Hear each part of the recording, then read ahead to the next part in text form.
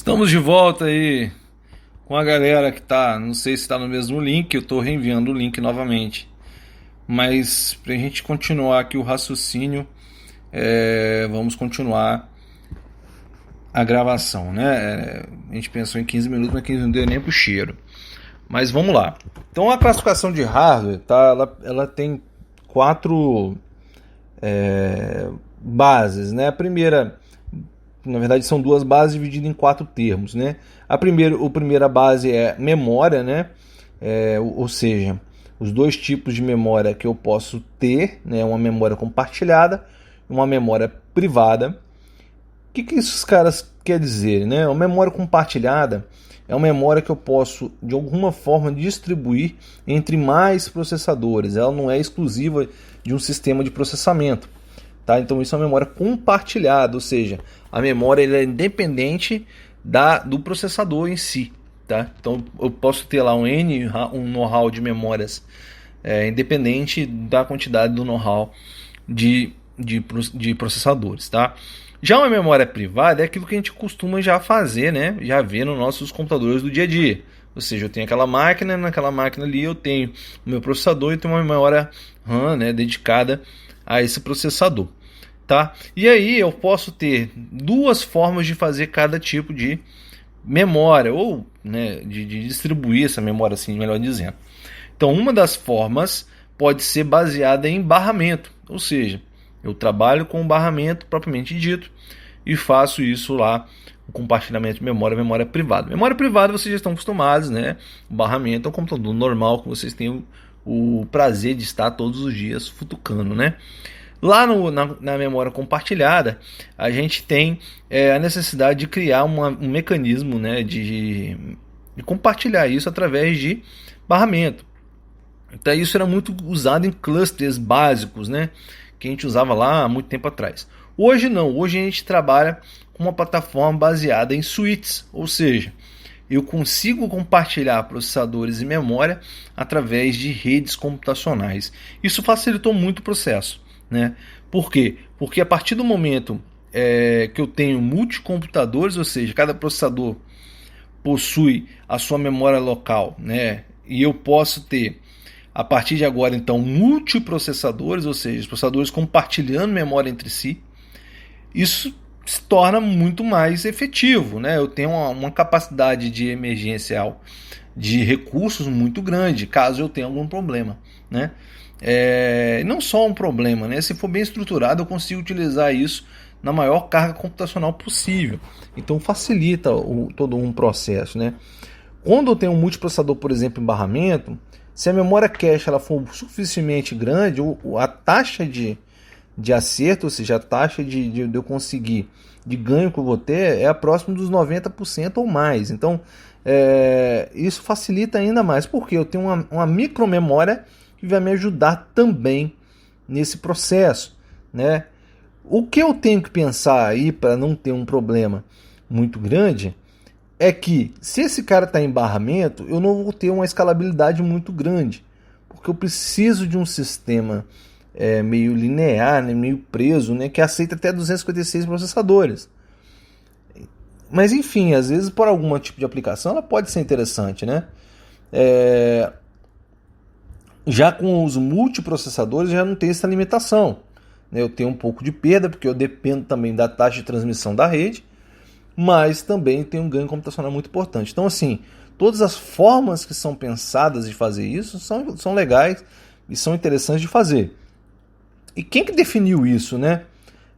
Quem propôs isso foi um pesquisador chamado Michael Flynn. Não sei se vocês já ouviram falar sobre a taxonomia de Flynn. Né? O que é isso, né? Taxonomia, né? Taxonomia vem muito lá da parte de biologia, né? Taxonomia, na verdade, aqui é uma classificação, tá? Ele pega os computadores como modelos de estudo e transforma isso através, né? Se baseia para classificar esses caras através do fluxo de instruções e do tratamento de dados. Então, eu pego tudo ali, a forma como essas instruções são fluídas dentro do sistema e como essas arquiteturas vão funcionar e distribuo em 4 classificações. Né? A primeira classificação é a classificação SISD, ou seja, Single Instruction, Single Data, que é isso? Né? Eu tenho um computador serial, ali onde eu tenho uma única instrução e um único dado sendo trabalhado. Tá? É uma execução que vocês viram em algoritmo determinístico. Né?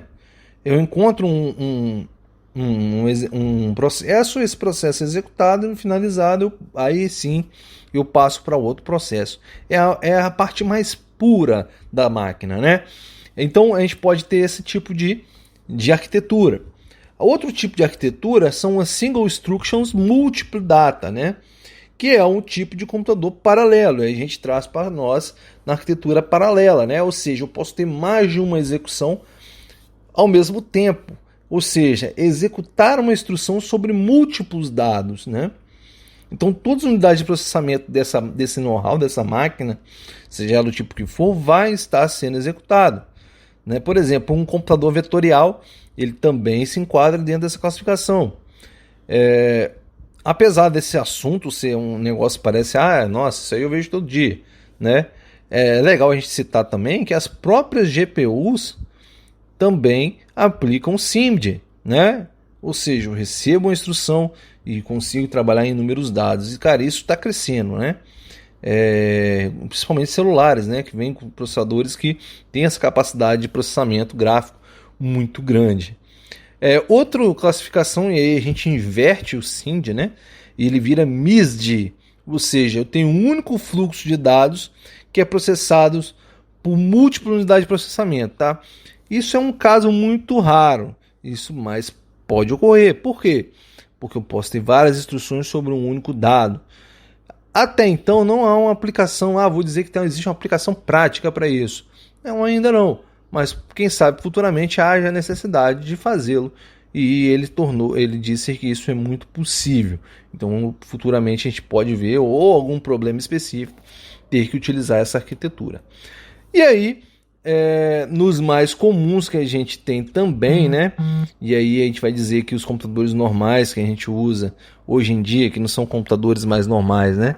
Hoje a gente tem os celulares, por exemplo, trabalhando em conjunto com vários aplicativos, né? Até então o Android ele permitia a execução